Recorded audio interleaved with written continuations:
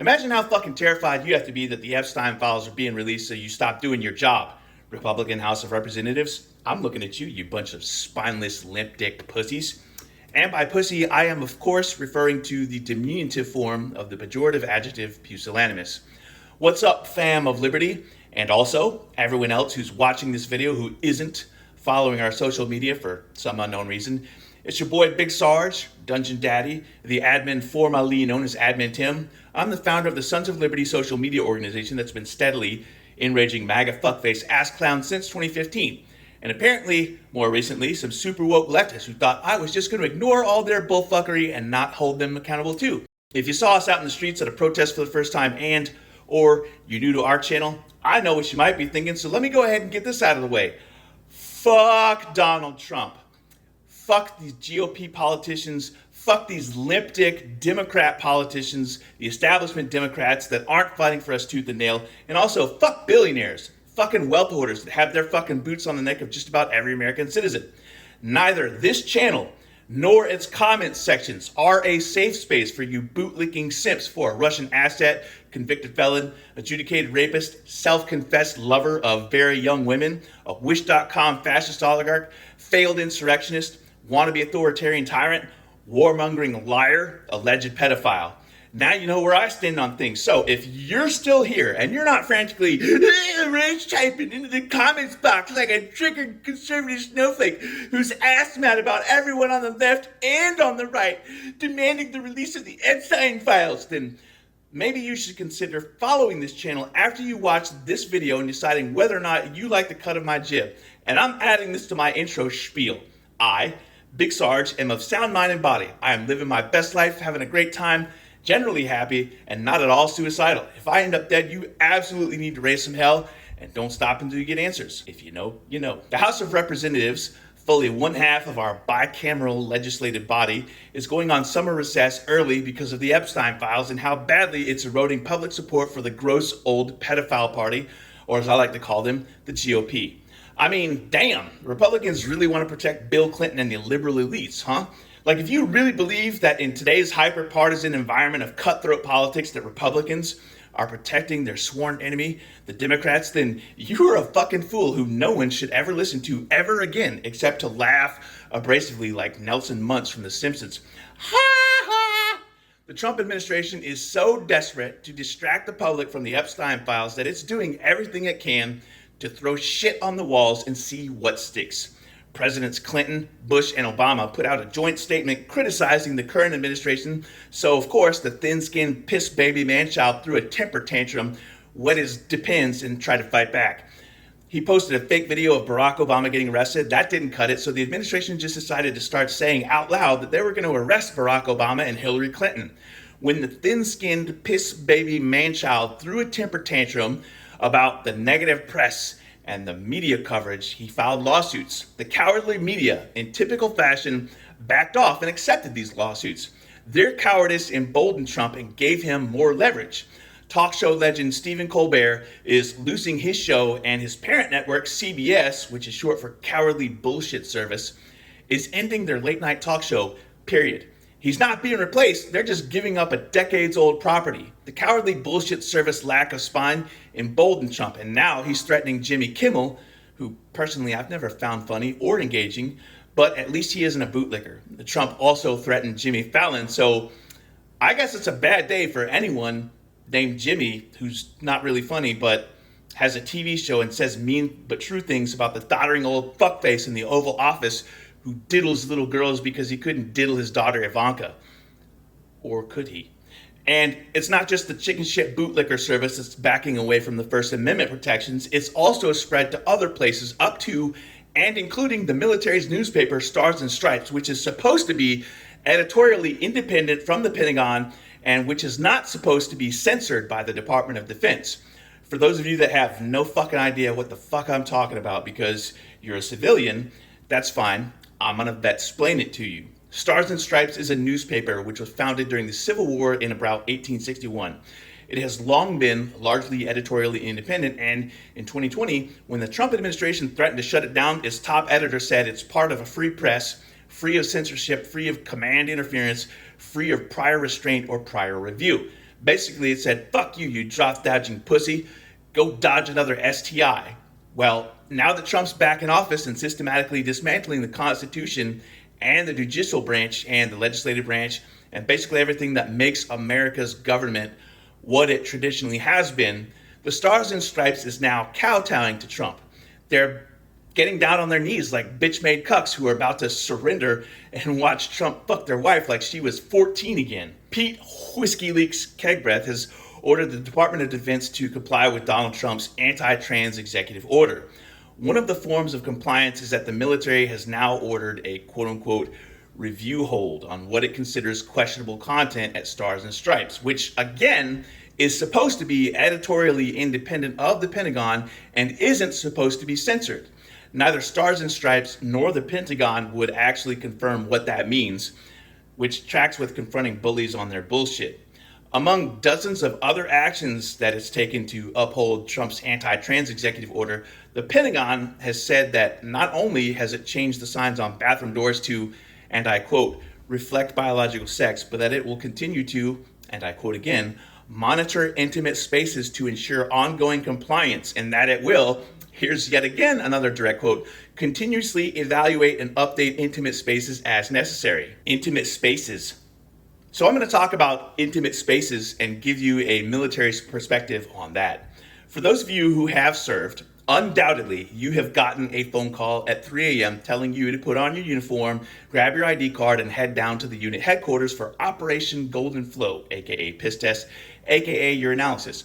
And if you were ever an NCO, that's non-commissioned officer or sergeants for you filthy casuals, I suppose petty officer and chief petty officer in the Navy and Coast Guard also. Can't forget my squids. If you were ever an NCO in the military, then almost certainly at some point your senior enlisted tapped you on the shoulder and said, today you're the meat-gazing package inspector, the pecker checker. I don't know what women folk would call it, so I'm going to be talking about being the designated meat gazer, pecker checker, package inspector, designated urinalysis inspector NCO in a minute. There are certain guidelines or regulations, as with all things military, on how to conduct a urinalysis. Now, I'm not a woman, but I played one on TV. No, wait. I've been in a handful of female bathrooms in my life, usually to either clean them or to clean some pipe when me and old girl were the only ones in the building. I don't know how female NCOs did it in female bathrooms because I'm not a Republican. So here's my friend Cherie, who is also a member of the Fam of Liberty, to tell us how female NCOs were supposed to conduct the gazing of genitalia. Hi, I'm Sherry, and I served in the Army for just under 10 years. I was a sergeant first class, and my last assignment was as a drill sergeant. When I was a drill sergeant, we had to observe piss tests, urinalysis, but everybody called them piss tests. And being a female and not having a majority of females in the service, I had the honor of having to be an observer to these piss tests. Now, in my company, there was only one other female, so most of the time it was both of us that had to be observers. If people were very unlucky, it was only one of us because the other one was unavailable. It depends how long it took, but when they had to do the entire company, a full-on one, it took hours. We had hundreds of trainees in our company, but we're supposed to see the urine stream. If anybody has seen a woman pee on the toilet, you are not seeing the urine stream unless there is no thigh gap. And having to sit there with your legs man spread apart is not a normal way to pee. Therefore, it made it harder to pee if we were actually going to be looking. We didn't. We really didn't. What we would do is we'd go over and we'd turn on the sink if they couldn't pee with us watching them, and that's all we'd do. We'd watch. They'd be in the stall, we'd watch, so there was no shenanigans going on, but we did not look at the stream. It just didn't happen. Talk about awkward, and I don't say that about many things. Now, whenever I got tapped to be the meat-gazing pecker checker at a urinalysis, I was straight up derelict of duty, like most NCOs. I literally don't want to spend 4 hours looking at dudes pissing. Back in my day, the military was one of the most homophobic places ever, despite the fact that we were doing dumb gay shit like the oil check or the Panamanian sweat toad. So odds are pretty good When you went to do the urinalysis, the NCO assigned to monitor you would just stand behind you at the urinal and stare up at the ceiling as you did your business. But every so often, you'd get that one weird fucker.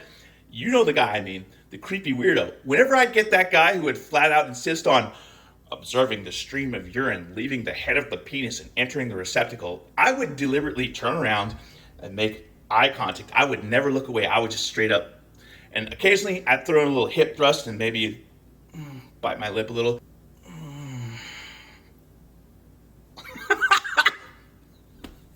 If you want to make shit uncomfortable, you weird fuck, then you picked the wrong motherfucker to try and fuck with. I mean, anyway, I had one guy try to insist that I get a counseling statement for my, I guess what we call it now would be malicious compliance. So where I'm going with this is that when the military says it's going to inspect and monitor intimate spaces, you can bet your sweet ass that there's going to be a unit package inspector, NCO, who's assigned to check what's in your pants, because that's how fucking stupid the military is now. And it's actually now, it always has been. This is an institution whose UCMJ, or Uniform Code of Military Justice, which functions as the framework for the military's legal system. This is the same institution whose UCMJ has multiple sections, called articles, on what is and is not allowed to occur between military service members. For example, there's Article 120, which outlines the legal definitions and punishments for various sexual offenses within the military. It's basically called the rape and sexual assault section that also covers consent. That is a good thing. Don't get me wrong here. Don't mistake me at all. I'm talking about all of the different things, whether they're on the level or whether they're just fucking stupid. We'll get to the stupid part in a second. Just hear me out. Article 133 and 134 were non-specific articles as a catch-all for officers and enlisted doing shit that the military says that they shouldn't or thinks that they shouldn't. Well, then you get to Article 125, which used to govern sexual acts between service members. Member being the key word. I mean that literally. This article was historically used as a cudgel to proverbially beat gay servicemen for having gay sex. It didn't specify gender, but it outlawed oral and butt stuff, since apparently YouTube will take your video down or your channel down if you say the A word that rhymes with penal. I've seen instances of Article 125 used to punish straight soldiers too. Meanwhile, every master sergeant who's the NCOIC of a G shop who just got that brand new female PFC straight out of training is like, can I get away with Article 125? So the general implication that I want you to grasp here is that anti-trans legislation affects all of us.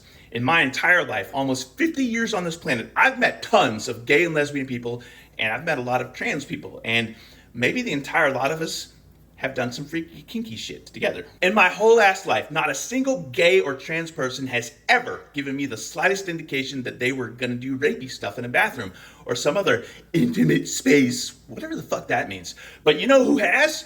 Fucking conservative men. Literally every instance of sexual violence in public bathrooms that I can recall off the top of my head has been perpetrated by conservative men.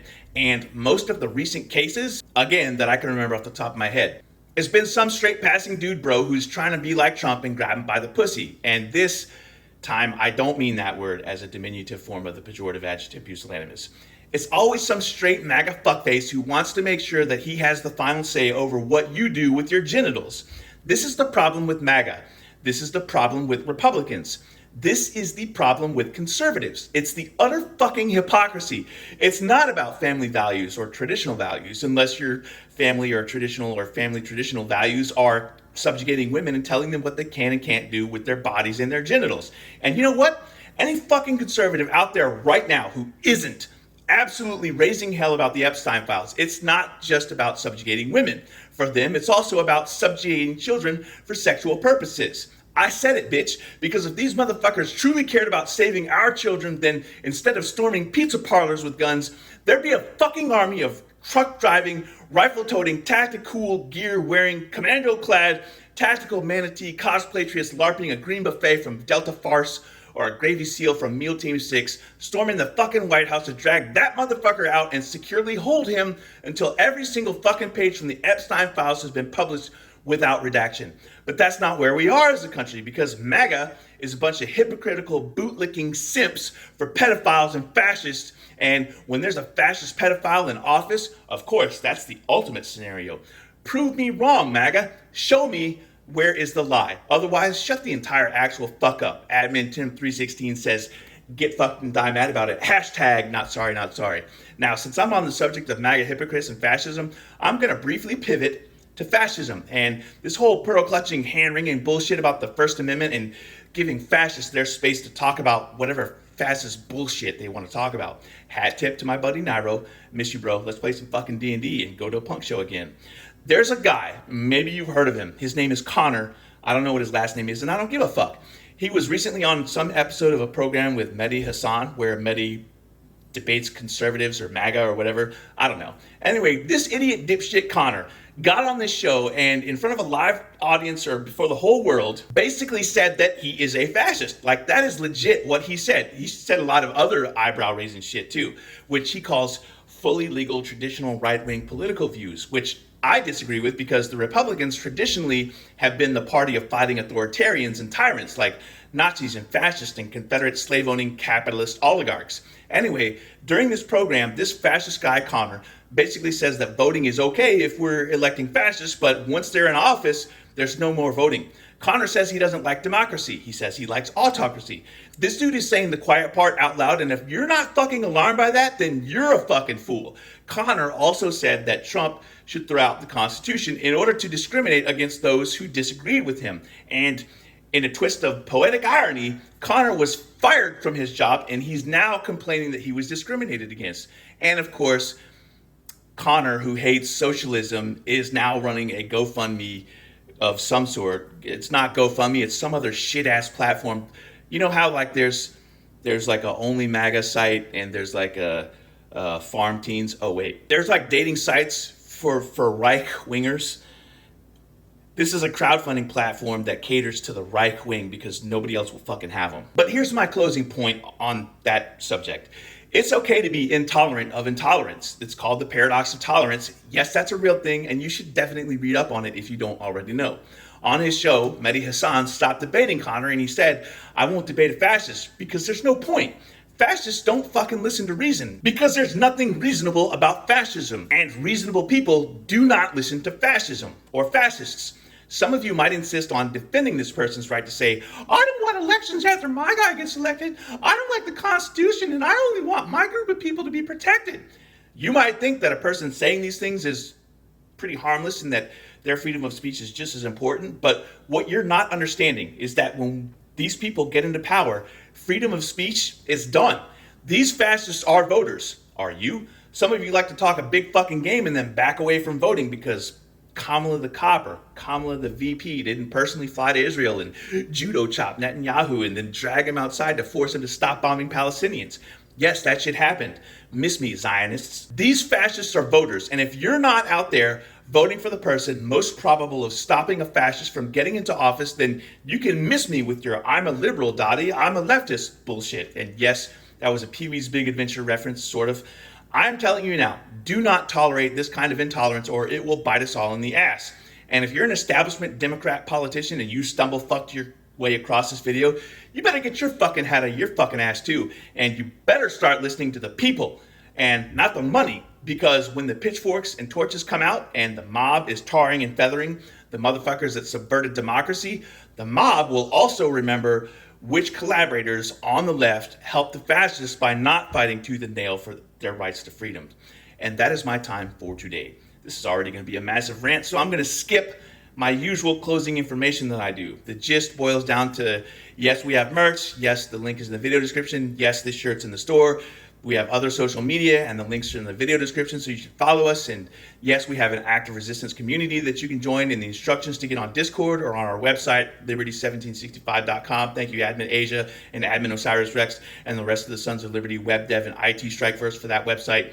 Also, shout out to my fellow Sons of Liberty admins and to Sharif for pitching in today's video and for Nairo, because I bogarted, with his permission, some of his material to help me formulate my rant for today. Anyway, like I said, that's my time for today. Big Sarge, out here. 2 claps and a Rick! Join or die, fam. Otherwise, we're all getting fucked with the same weenie. Woo! And now it's time for the Throatpunch!